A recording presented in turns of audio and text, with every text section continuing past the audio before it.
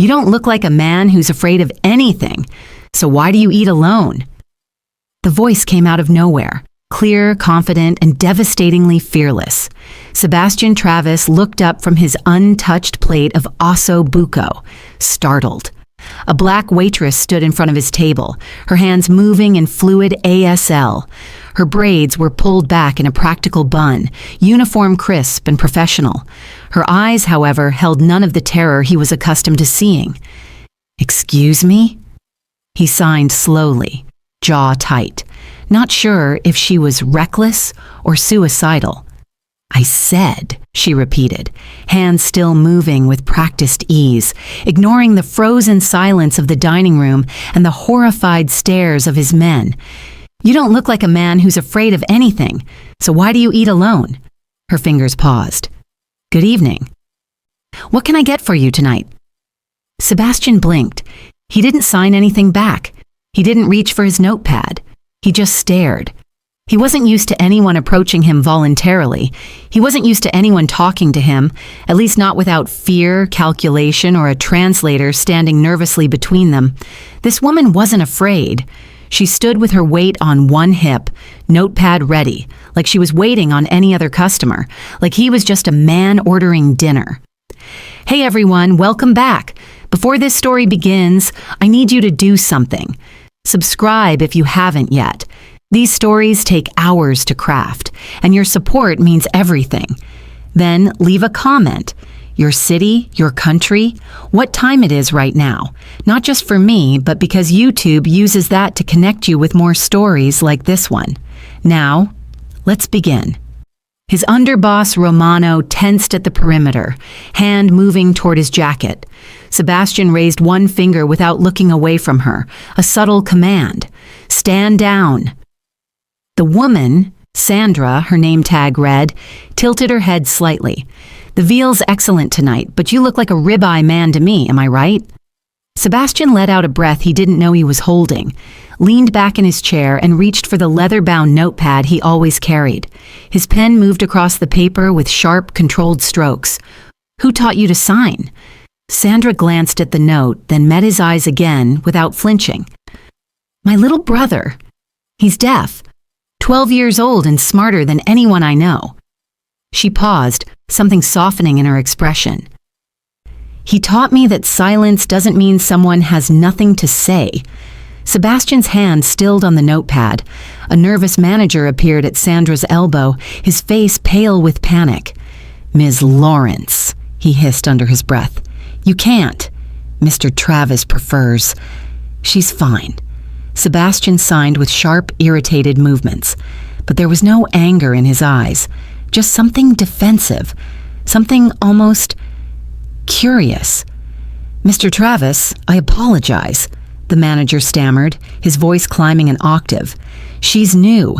She didn't know the protocol. I'll send someone else." Sebastian stood abruptly. His 6'3" frame and impeccably tailored suit silenced the apologies mid-sentence. The restaurant seemed to hold its breath. He looked down at Sandra, then at the trembling manager, then picked up his pen again. The scratch of ink on paper was the only sound in the room. "Let her take my order. She's the first person in 5 years who's talked to me instead of about me." The manager hesitated, sweat beading at his temples. "Of course, sir. Whatever you prefer." Sebastian signed firmly. "Then leave us."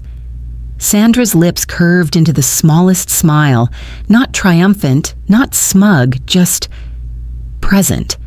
She clicked her pen and looked back at Sebastian like nothing unusual had happened.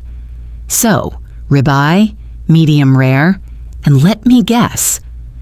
Her eyes flicked to the untouched wine glass. "You're drinking, but not tasting it." Sebastian sat back down slowly, baffled. He wrote, "You're either very brave or very stupid."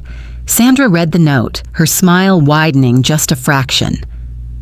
"My brother says courage and stupidity look the same until you know how the story ends." She tucked her notepad under her arm. "I'm Sandra Lawrence. I work 3 jobs to keep my brother in a good school and put myself through nursing school.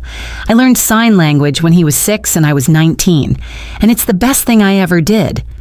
She paused, her expression shifting to something more direct. "And I know exactly who you are, Mr. Travis." Sebastian stiffened. His hand moved instinctively toward the inside of his jacket. Sandra noticed. She didn't flinch. "I know you own half this city. I know people cross the street when they see you coming. I know your silence makes grown men sweat." Her hands moved as she signed while speaking. "But I also know you've been coming here every Wednesday for 3 years, sitting in this same corner, ordering the same meal and leaving before dessert, alone." Sebastian's hand slowly moved away from his jacket. His eyes narrowed, studying her, searching for the angle, the trap, the hidden agenda. "My brother taught me something else," Sandra continued, softer now. "He taught me that the loneliest people are usually the ones surrounded by the most noise." She met his gaze without wavering. "So I'm asking you again, what can I get for you tonight? The real answer, not what you think you're supposed to order." For a long moment, the noise of the restaurant disappeared. All Sebastian could hear was the gentle rustle of her uniform, the quiet confidence in her voice, the movement of her hands when she signed. It was disarming. It was dangerous. And yet, something in him, something he thought had died in a pool of his own blood 5 years ago, leaned forward. He picked up his pen one more time. His handwriting was neater now, less defensive. "Why aren't you afraid?" Sandra glanced at the question, then back at him.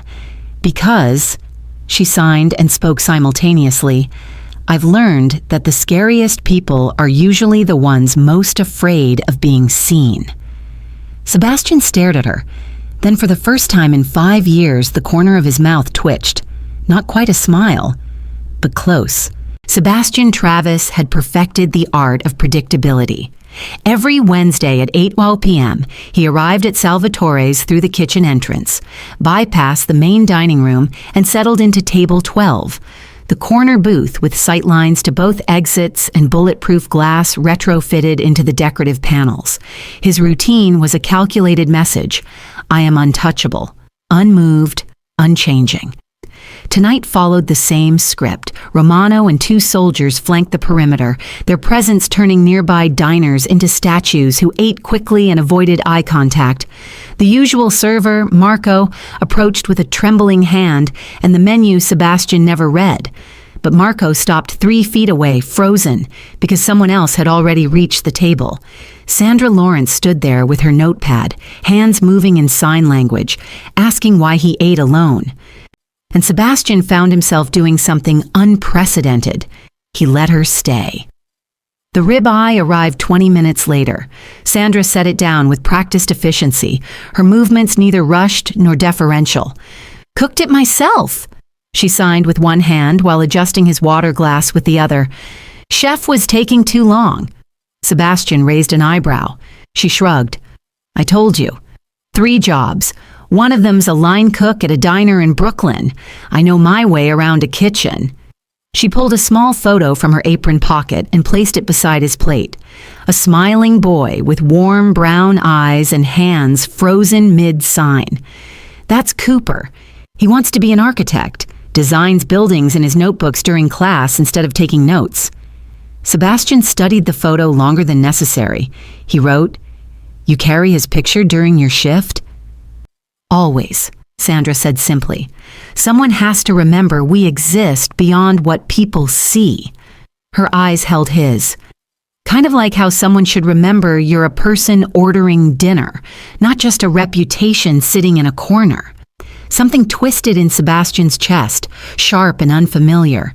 He wrote quickly, "This is dangerous for you. People who get close to me don't stay safe." Sandra read it, then signed slowly, deliberately. "My brother taught me that danger and living aren't opposites. Sometimes they're the same thing." She collected his empty appetizer plate. "Besides, you haven't hurt me yet, and I don't think you will." "You don't know what I'm capable of." Sebastian's hands moved, the signs sharp with warning. "No," Sandra agreed. "But I know what you're not doing. You're not sending me away. You're not threatening me."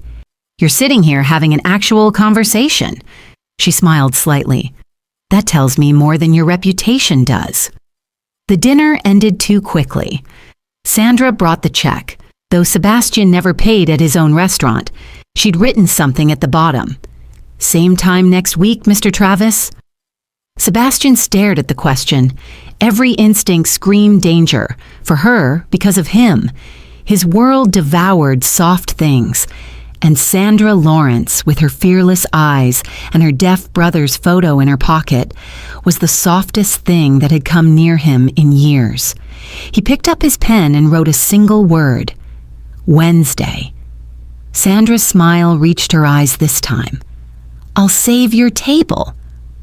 She walked away without looking back, her braids swaying, completely unaware that Romano was watching from the bar with predatory assessment. Later, in the car, Romano spoke carefully. "Boss, that waitress, she's a complication." Sebastian's hand moved in sharp, decisive signs. "She's none of your concern." But as the city lights blurred past, Sebastian touched the spot on the table where Sandra had placed her brother's photo. For the first time in 5 years, Wednesday felt like something other than routine. It felt like a promise he might actually want to keep. The second Wednesday, Sandra arrived at table 12 with 2 things: a fresh pot of coffee and a stack of nursing textbooks under her arm. She set both down without asking permission. "Pharmacology exam tomorrow," she signed, sliding into the seat across from him. "You mind if I study between courses? Wednesdays are slow." Sebastian blinked. No one sat at his table uninvited. No one treated his space like a study hall. He should have been angry. Instead, he found himself signing, "What are you studying?" "Drug interactions in cardiac patients." Her hands moved while she flipped open a heavily highlighted textbook. Apparently, if you mix the wrong medications, you can stop someone's heart instead of saving it. She looked up. Kind of like how the wrong people in the right places can destroy everything. Sebastian's pen stilled on his notepad. She wasn't just talking about medicine. Over the next hour, between his osso buco and her stolen glances at flashcards, Sandra painted a picture of a life lived in motion. Waitress shift until 2 a.m., nursing classes at 8, then home to help Cooper with homework before catching 4 hours of sleep and starting again. "My brother says I'm solar-powered," she signed with a tired smile. "I just keep going until I burn out." Sebastian wrote, "Why aren't you afraid of me?" Sandra set down her highlighter. Her hands moved slowly, thoughtfully. "My brother taught me that silence doesn't mean weakness. I think you know that too." She held his gaze. "People hear your silence and fill it with their own fear, but silence is just space. It can hold anything: terror, peace, truth." She paused. "I choose to hear the truth." "And what truth do you hear?" Sebastian signed. "That you're tired of being feared," she said simply, "and maybe a little curious about what it's like to just be." When the check came, Sebastian left $500 bills folded inside with a note. "For your brother's education. You shouldn't have to work yourself to death." Sandra read it, then pushed the money back across the table. Her jaw was set, eyes blazing with quiet pride. "I don't need your charity, Mr. Travis. I'm here because I want to be, not because I need something from you." Sebastian felt the rejection like a physical blow. He wrote quickly, "Then let me pay for the conversation. Best I've had in years." Sandra studied him for a long moment. Then she took one bill, folded it carefully, and tucked it into her textbook. "1. Because you're right. Good conversation is worth something. The rest stays with you." From across the restaurant, Romano watched the exchange with narrowing eyes. Later, in the kitchen, he made a phone call to a number he wasn't supposed to have. "Yeah, it's the waitress, Sandra Lawrence. She's becoming a problem." Across the city, Vincent Calabrese listened with growing interest. "A waitress? Sebastian's going soft over a waitress?" His laugh was cold. "Get me everything on her. Family, schedule, weaknesses. If the great Sebastian Travis finally has a pressure point, I want to know exactly where to push. Sandra packed her textbooks at closing, exhausted but somehow lighter. Marco, the other server, grabbed her arm in the hallway. You're playing with fire. Everyone knows what he is. Everyone knows what they think he is, Sandra corrected. That's different. She pulled free gently. I'll see you next Wednesday, Marco. If you're still alive, he muttered. Sandra didn't respond.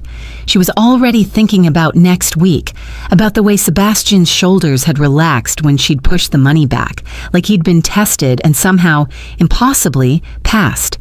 In his car, Sebastian touched the $400 she'd refused. His soldiers would die for him out of fear. This woman had rejected his money out of principle. He didn't know which scared him more, the danger she was in or how badly he wanted to see her again. The third Wednesday, Sandra brought more than textbooks. She slid a worn photo across the table, Cooper at his middle school science fair, standing proudly beside a model of a sustainable housing complex. He won first place, she signed, used recycled materials to show how architecture can heal communities, not just fill them. Sebastian studied the photo with unexpected intensity. He reached for his notepad, hesitated, then wrote something longer than usual. I was a music student once, Juilliard scholarship, played piano like some people breathe. He paused, pen hovering. That was before I learned that loyalty means more than talent in certain families. What happened? Sandra's hands asked gently. Sebastian's jaw tightened. Slowly, he loosened his collar and turned his head, exposing the vicious scar across his throat, a jagged line that told a story of violence and survival. The tissue was thick, discolored, a permanent reminder of the night a rival's blade had stolen more than his voice. Sandra didn't gasp, didn't look away. Instead, she reached across the table, her fingers hovering just above the scar, asking permission with her eyes. Sebastian nodded, barely breathing. Her touch was feather-light, tracing the damaged tissue with a nurse's clinical gentleness and something else, something that felt like acceptance. But you're still speaking, she signed with her free hand. Just differently. Something broke open in Sebastian's chest. Before he could think, before fear could stop him, he opened his mouth and tried. The sound that emerged was broken, gravelly, barely human. A tortured rasp that hurt to produce and hurt worse to hear. Sandra's eyes widened, but not with horror, with wonder. Again, she encouraged, her hands moving. You don't have to be perfect, you just have to try. Sandra. The word was mangled, painful, but it was there. Her name. After 5 years of silence, her name. The moment shattered when Romano appeared, his presence like a cold wind. Boss, problem at the waterfront, needs your attention now. Sebastian's hands moved in sharp, angry signs. It can wait. It can't, Romano insisted, his eyes flicking to Sandra with barely concealed irritation. Unless you want to lose the shipment and 3 men. Sebastian looked at Sandra, then at Romano, caught between the man he'd been and the one sitting across from this woman who'd just heard his voice for the first time in years. He signed to Romano, "Give me 10 minutes." Romano's expression darkened, but he retreated. "Go," Sandra signed. "Whatever it is, it's important. I'll be here next week." Sebastian wrote quickly, "I don't want to leave." "Then that's how I know you will," she replied, gathering her things. "Because you do what you have to, not what you want. I understand that better than you think." Outside, as Sandra walked to the subway, a black sedan crawled past. Inside, Vincent's men photographed her from 3 angles: face, profile, the route she walked home. They noted the time, the street, the vulnerability of a woman alone at midnight. Sebastian saw the surveillance photos too. 2 hours later. His response was immediate and silent. 4 of his best soldiers assigned to shadow Sandra's every movement. She would never see them, never know they were there. But Sandra noticed anyway. The 3rd time she caught the same face in her peripheral vision, she left a note at table 12. I appreciate the concern, but I don't need bodyguards. I need honesty. If I'm in danger, tell me. Don't treat me like I'm fragile. Sebastian read it, the paper trembling slightly in his hands. She was right. She deserved truth. But the truth was, he'd already made her a target simply by caring whether she lived or died. And in his world, that was the most dangerous thing of all. Sandra didn't wait for Wednesday. She showed up on Monday during Sebastian's private meeting with his accountants, walked straight past Romano's protests, and slammed her hand on the table. Her signs were sharp, furious. Who are they? The men following me to class, to the hospital, to my brother's school? Sebastian dismissed his men with a gesture. When they were alone, he wrote in heavy, deliberate strokes, I'm not a good man. I've done terrible things, but I won't let those things touch you. Too late, Sandra signed back. I Googled you. Sebastian Travis, suspected in 17 murders, 6 of them confirmed. Money laundering, extortion, racketeering. Her hands trembled slightly. They call you the Silence. Not because you can't speak, because people who cross you disappear. Sebastian's pen didn't move. What could he write that wouldn't be a lie? So I'm asking you directly, Sandra continued, her eyes burning. Am I in danger because I brought you coffee and treated you like a human being? He wrote one word. Yes. Sandra stood there, absorbing it. Then she pulled out her chair and sat down. Then tell me why. Tell me who. Don't protect me with shadows. Protect me with truth. Before Sebastian could respond, the windows exploded inward. The attack was surgical. 6 men, automatic weapons, Vincent's signature move. Sebastian's soldiers responded instantly, but Sandra was frozen in the crossfire, shielded only by an overturned table. Sebastian moved without thinking, his body covering hers as bullets tore through upholstery and shattered glass rained down like deadly snow. The pain hit his shoulder, sharp, burning. He'd been shot before, but never while protecting something that mattered more than strategy. The fight lasted 90 seconds. When silence finally returned, it was the silence of aftermath. Ringing ears, acrid smoke, bodies on the floor. Not all of them were Vincent's men. Sandra's hands found Sebastian's shoulder, came away red. Her nursing training kicked in immediately. Sit. Now. She stripped his jacket, tore his shirt, and assessed the wound with clinical efficiency. Through and through. You're lucky. Lucky. Sebastian's broken voice rasped involuntarily, pain forcing sound from his damaged throat. Sandra's hands worked quickly, using tablecloths as bandages, applying pressure. As she worked, she saw what the tailored suits had hidden. His torso was a roadmap of violence. Bullet scars, knife wounds, burn marks. A life written in scar tissue. When the bleeding slowed, Sebastian reached for his notepad with his good hand. Leave. Forget you knew me. I'm poison. Everyone who gets close dies or wishes they had. Sandra read it, then looked at the chaos around them. The broken glass, the blood, the evidence of the brutal world he inhabited. She should run. Every survival instinct screamed at her to run. Instead, she signed slowly, deliberately. I've seen the monster. Now let me see the man. Sebastian's eyes closed. You don't understand. I understand perfectly, she interrupted, her hands fierce. You think you're protecting me by pushing me away, but I'm not a child. I'm not fragile, and I'm not leaving. Her phone buzzed. Unknown number. The text was simple. Nice show, Sebastian. Next time, I won't miss what I'm aiming for. Tell your new pet I said hello. Sandra showed him the screen. Sebastian's jaw clenched so hard she heard his teeth grind. Across town, Romano sat in a darkened office with 3 of Sebastian's senior soldiers. He took a bullet for a waitress, Romano said quietly. He delayed a critical meeting for her. He's compromised, distracted, weak. He looked at each man. The question is, do we wait for Vincent to kill him, or do we act first? In the restaurant, Sandra helped Sebastian to his feet. Blood stained them both.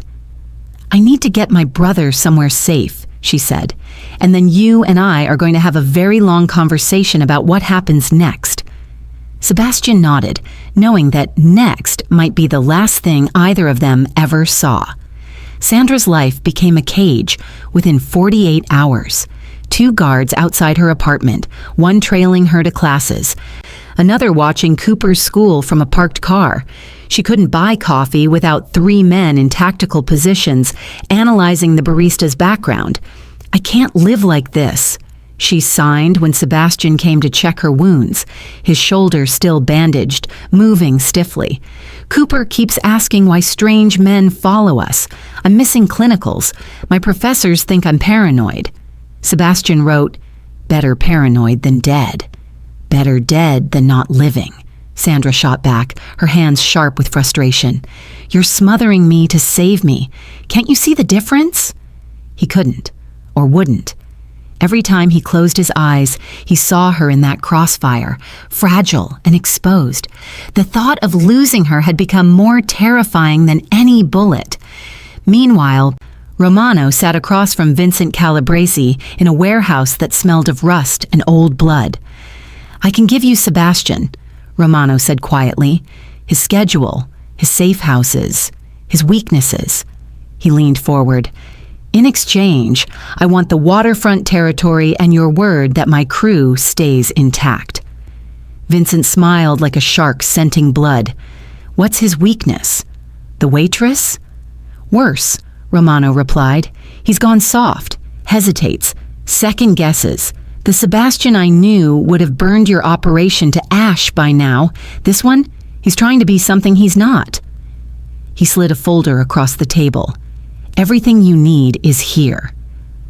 Sebastian's own investigation was hitting walls. Money was moving wrong, information leaking, but the traitor covered their tracks with professional precision. He was hunting shadows in his own house. Then Cooper disappeared. The call came during Sandra's evening shift. Cooper's school, frantic vice principal, empty classroom where he should have been in after-school tutoring. Sebastian's men found signs of a struggle in the parking lot. Cooper's backpack, his phone, tire tracks from a van. Sandra's scream was soundless, but Sebastian felt it in his bones. I'll get him back, he signed, his hand steady despite the rage coursing through him. I promise you I'll bring him home. How? Sandra demanded, tears streaming. By killing everyone until someone talks? By becoming exactly what they say you are? Sebastian's broken voice emerged, raw and certain. I am. He assembled his crew within the hour. The suspected traitor, a lieutenant named Greco, who'd been acting nervous, was brought to the basement of Salvatore's. What happened there was efficient, brutal, and ultimately useless. Greco knew nothing. He died screaming his innocence, and Sebastian believed him too late. Romano watched from the shadows, his expression carefully neutral, while Sebastian washed blood from his hands. Sandra arrived as they were removing the body.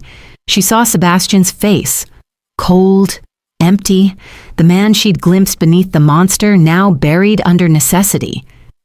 This is who you are, she asked, her signs slow with horror. This is who I have to be to get Cooper back, he replied. Then you've already lost, she whispered. Vincent's message arrived at dawn, delivered by a courier with 3 fingers missing. Your little protégé has heart. Let's see if her brother does too. Public challenge, Sebastian. Noon tomorrow. Brooklyn docks. You bring yourself, I bring the boy. We settle this the old way. Sebastian's war council gathered. 15 men, weapons laid out like surgical instruments. The plan was simple. Overwhelming force, no mercy, scorched earth. We go in full strength, Romano advised, his voice reasonable.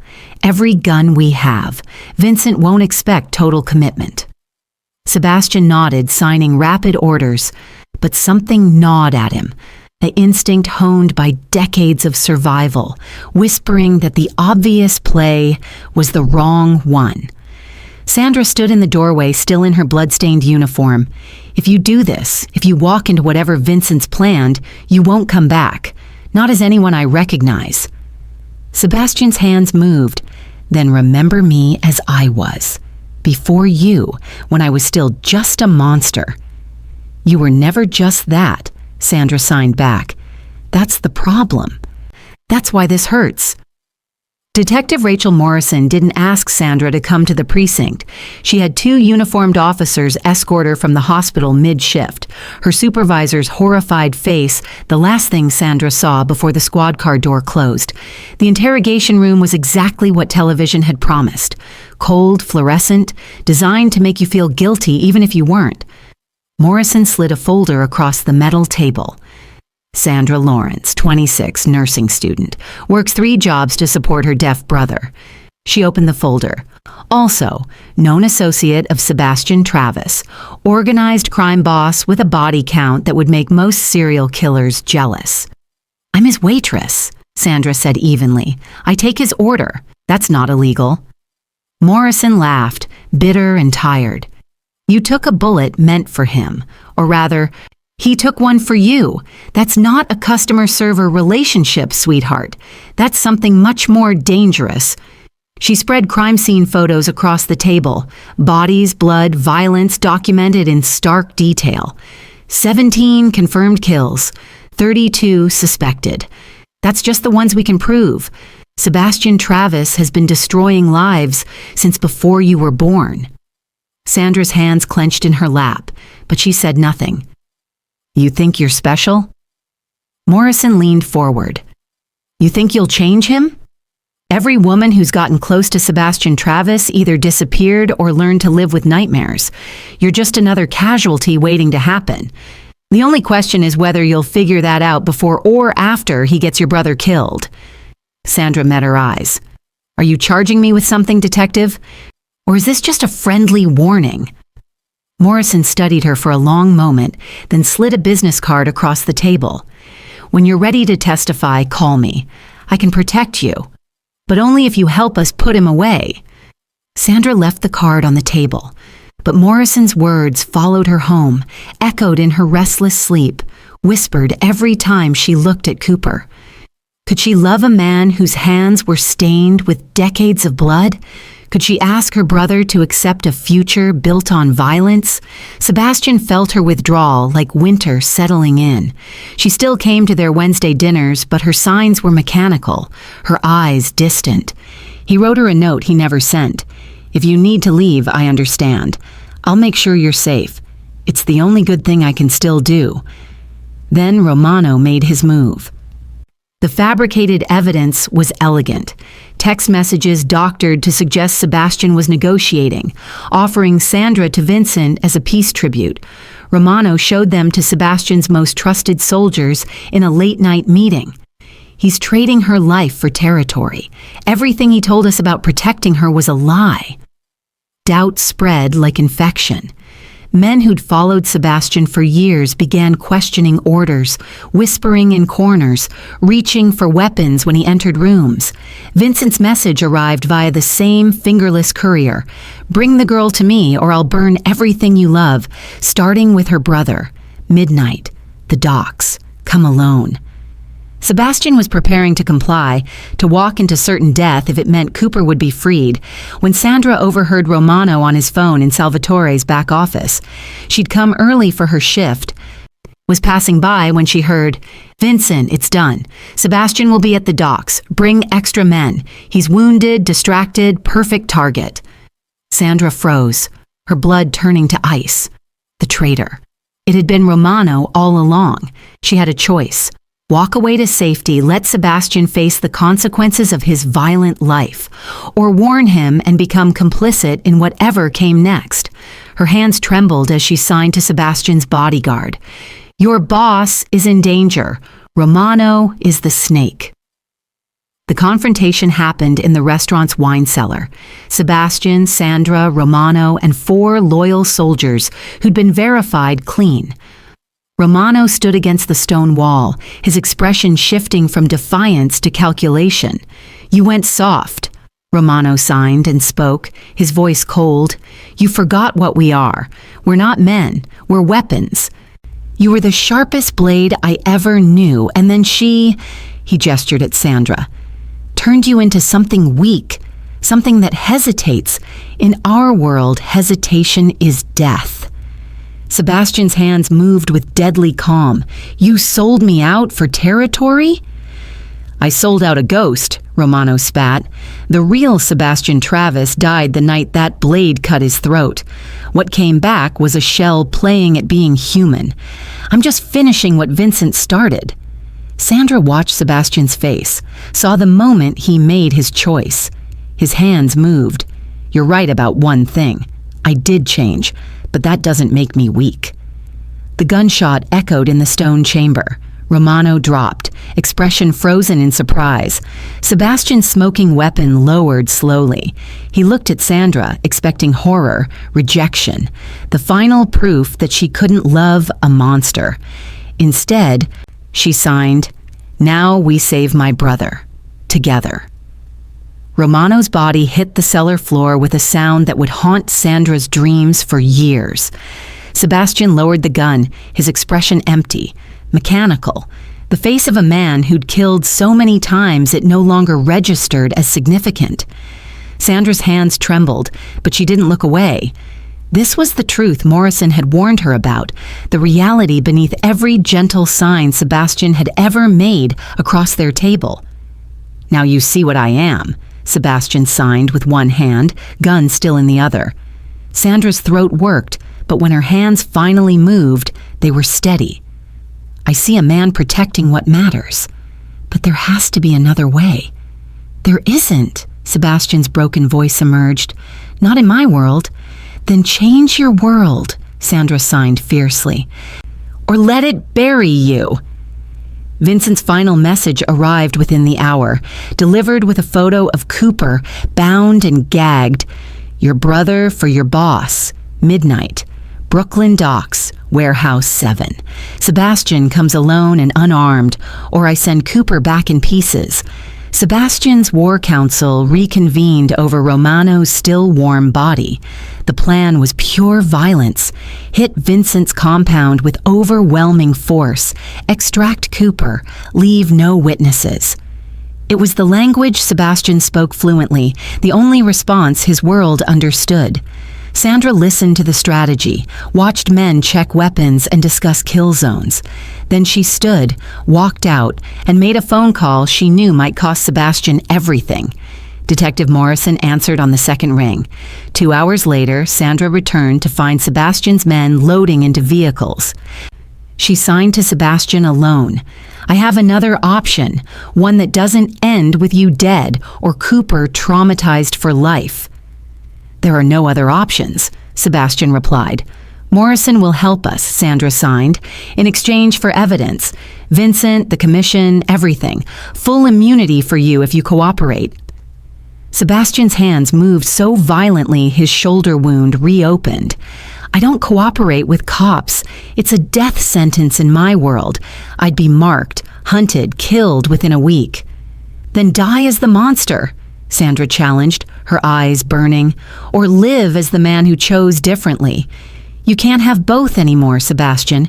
You can't protect me and Cooper with the same hands that built this empire. You have to choose."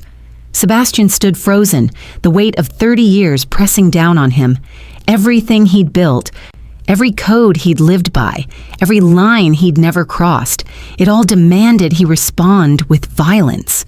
To cooperate with law enforcement was the ultimate betrayal, worse than theft, worse than cowardice. But Sandra's face held a different truth. Violence had already cost him everything that mattered. His hands moved slowly, painfully. "If I do this, I can't come back. My organization, my reputation, everything I've built, it dies." "Then let it die," Sandra signed, "and choose to live."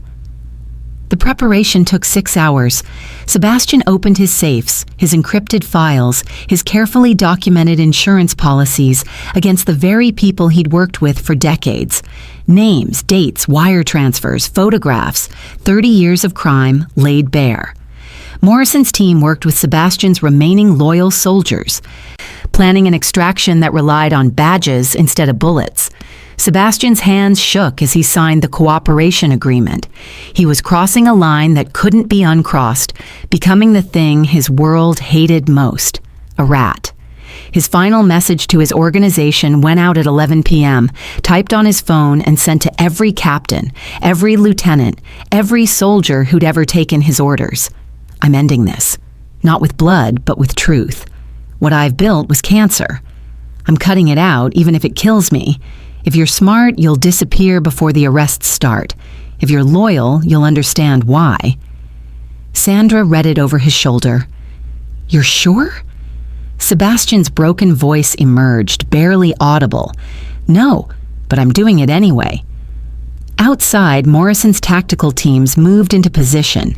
Inside, Sebastian checked his weapon one last time. Not for Vincent, but for whatever came after. The man he'd been was dying tonight. Whether anyone would be left to mourn him remained to be seen. Sandra took his hand, scarred, blood-stained, trembling.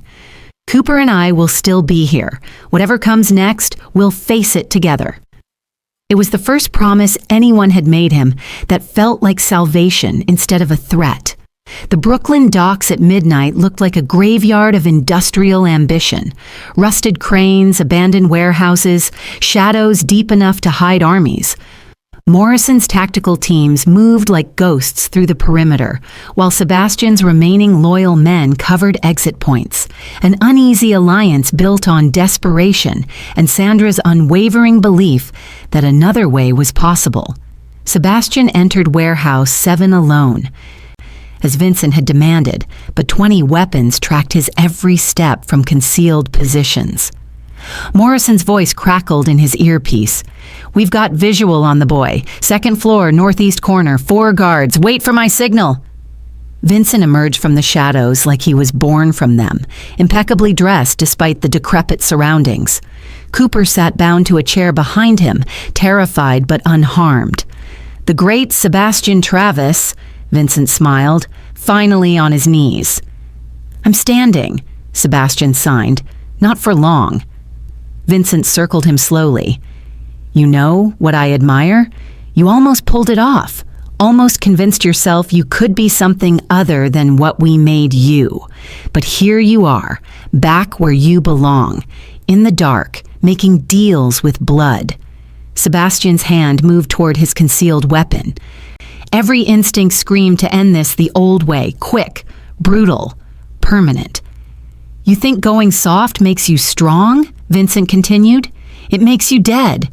That waitress, her brother, they're just leverage, tools. You forgot the first rule. Never care about anything you can't afford to lose. The signal came. 3 sharp clicks in Sebastian's earpiece.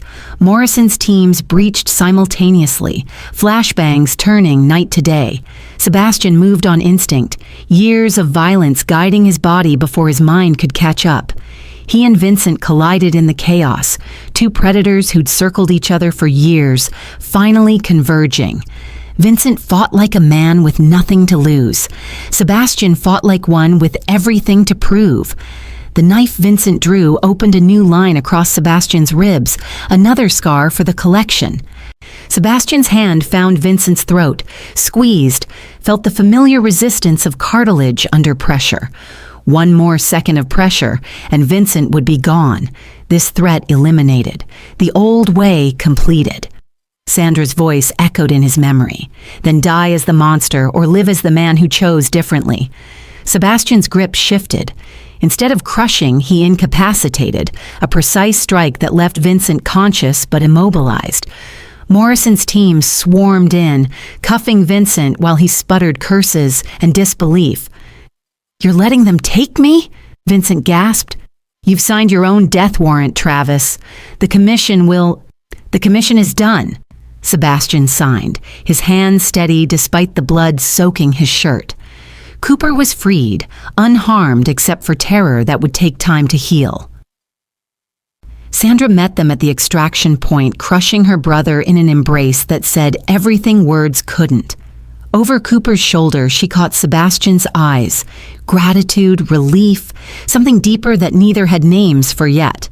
The aftermath came swiftly. The commission's hit order arrived before dawn, $1 million for Sebastian's head.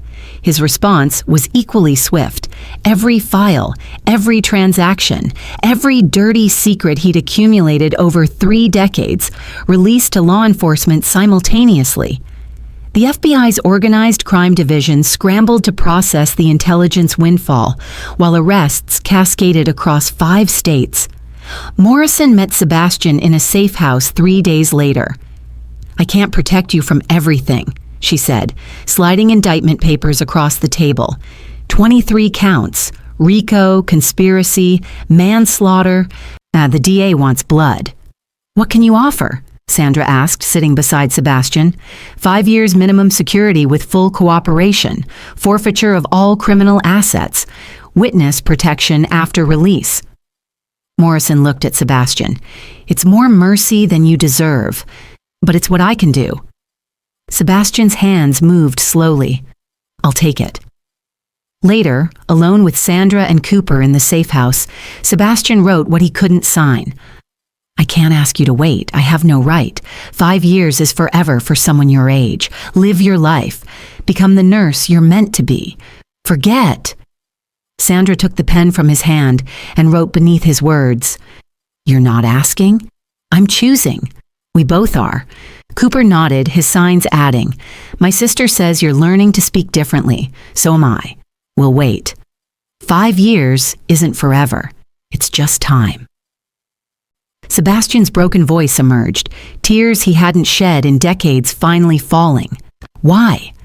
Sandra's hands moved gently. "Because monsters don't cry. Men do, and we choose to believe in the man." Outside, the empire Sebastian had built was burning. Inside, for the first time in 30 years, he felt something other than the weight of violence. He felt hope. 3 years changed everything, and nothing. Sebastian Travis, prisoner 847293, woke at 5 a.m. in his minimum security cell, the same routine he'd perfected over 36 months. Business ethics textbook on the small desk, counseling certification materials highlighted in yellow, lesson plans for the sign language class he taught to fellow inmates every Tuesday and Thursday. The guards called him a model prisoner. Sebastian called himself a work in progress. Wednesday remained sacred. Sandra arrived at 2 p.m. sharp, now wearing scrubs from Columbia Presbyterian, where she worked pediatric oncology. Cooper came too when school allowed, 17 now and carrying architecture portfolio books that made Sebastian's chest tight with something like pride. "You're up for early release," Sandra signed through the visiting room glass. "Morrison says the parole board is impressed with your cooperation. Could be out in 6 months." Sebastian's hands moved carefully. "I don't know how to be anything but what I was." "Then learn," Sandra replied. "You've got time. We've got time." The release came 4 months later.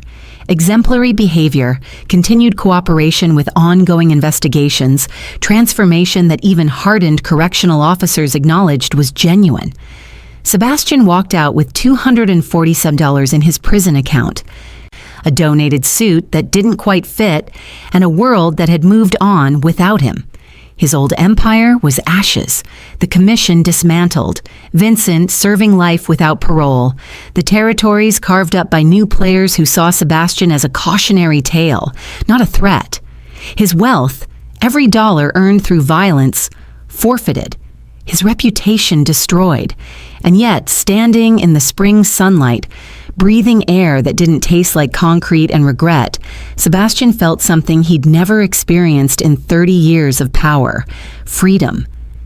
The meeting with Cooper happened at a coffee shop in Brooklyn, Sandra deliberately absent. Sebastian's hands were steady as he signed, "I want to ask your permission to pursue a real relationship with your sister, not as who I was, but who I'm trying to become." Cooper studied him for a long moment, then signed, "She never stopped believing in you. Every week for 3 years, she drove 2 hours each way, turned down dates, marriage proposals, her whole life on pause." His hands paused.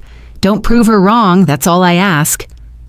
"I won't," Sebastian signed back, and meant it with every scarred piece of himself. The Voiceless Foundation opened 6 months later in the old neighborhood where Sebastian had first learned that violence paid better than music. The community center occupied a renovated warehouse, art studios, job training programs, sign language classes, counseling services for at-risk youth and former convicts trying to find another way. The grand opening drew an unlikely crowd. Former enemies who'd taken plea deals, reformed criminals Sebastian had once ordered around, community members who remembered the fear his name used to inspire. Detective Morrison came, standing in the back, arms crossed but eyes approving. Sebastian's speech was delivered through an interpreter, though he attempted words himself, broken, painful, but present. Violence was the only language I knew, but silence taught me that strength isn't about who you can hurt. It's about who you can help. Sandra spoke next, her voice steady. 3 years ago, I met a man who'd convinced himself he was irredeemable. But redemption isn't about erasing the past. It's about choosing better futures. Sebastian Travis showed me that even the most hardened souls can find salvation through connection. He's living proof that it's never too late to choose differently. The final moment came during Sebastian's evening sign language class for at-risk youth. A deaf boy, maybe 13, raised his hand and signed, "Can someone like you really change? Like, really?" Sebastian set down his marker, knelt to the boy's level, and signed slowly. "I'm trying every day. That's all redemption is. The daily choice to be better than you were. Some days I succeed. Some days I fail. But I keep choosing. That's the difference between who I was and who I'm becoming." Later, as twilight painted the neighborhood in shades of amber and violet, Sebastian and Sandra walked through streets that had once feared his name. His arm was around her shoulders, her head against his chest, both signing as they talked, fluid, natural, a language built on understanding rather than sound. Sandra's hands moved. "I love you." Sebastian's response came without hesitation, both in sign and in his broken, beautiful voice. "I know." They kept walking, two people who'd found their voices through silence, proving that sometimes the quietest revolutions echo the loudest. Behind them, the Voiceless Foundation's lights blazed against the darkening sky, a beacon for everyone who'd been told they were too broken, too lost, too stained by violence to ever deserve redemption. Sebastian Travis had once ruled through fear. Now he served through hope. And in that transformation, he'd finally found the only empire worth building, one life changed at a time, starting with his own.